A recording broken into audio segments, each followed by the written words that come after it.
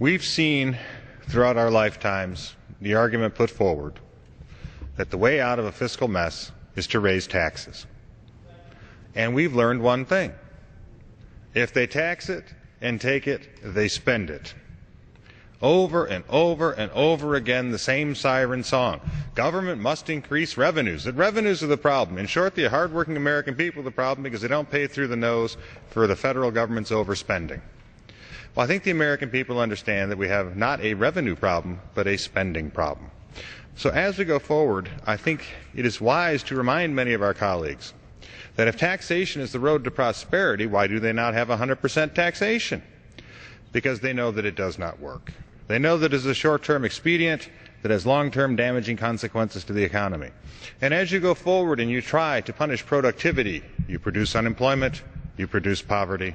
In short, the cycle continues anew. And as productivity drops, revenues drop. And then the calls for more revenue come in because the spending never stops. Because the spending, as we saw with the stimulus and other legislation of the past Democratic majority, is that they will then spend even more money to try to get their way out of a crisis.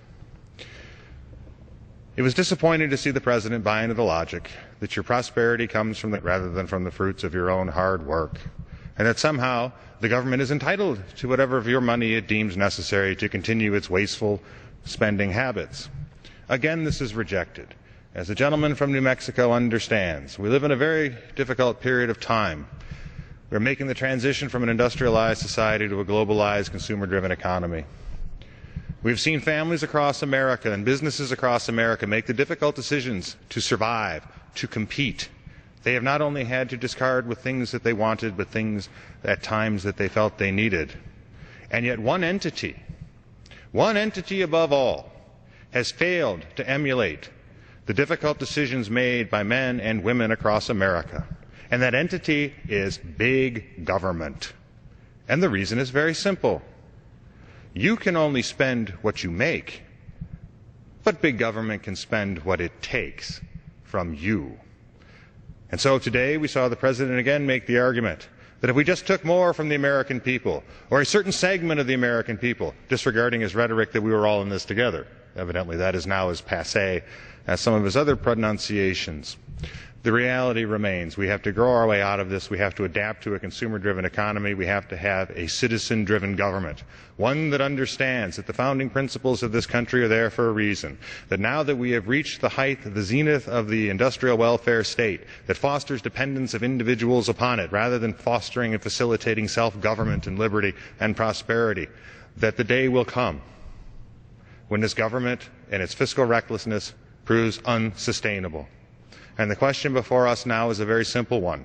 Will we responsibly and constructively address this crisis by performing our constitutional responsibilities and fulfilling the promises we made to our constituents, or we will go on with the same tired tax and spend policies that didn't work in the 70s, which in many cases were simply as soak the rich, spend the bread. Bad idea. So, to the gentleman from New Mexico, I thank him for his time and point out that the fiscal debate, which will continue here tomorrow, is a very simple one.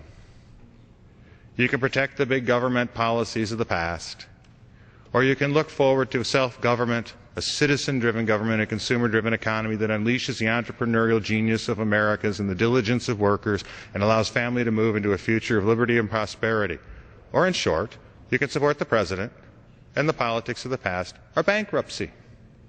Or we can look forward and let the American people lead us into a new era of liberty and prosperity. I yield back.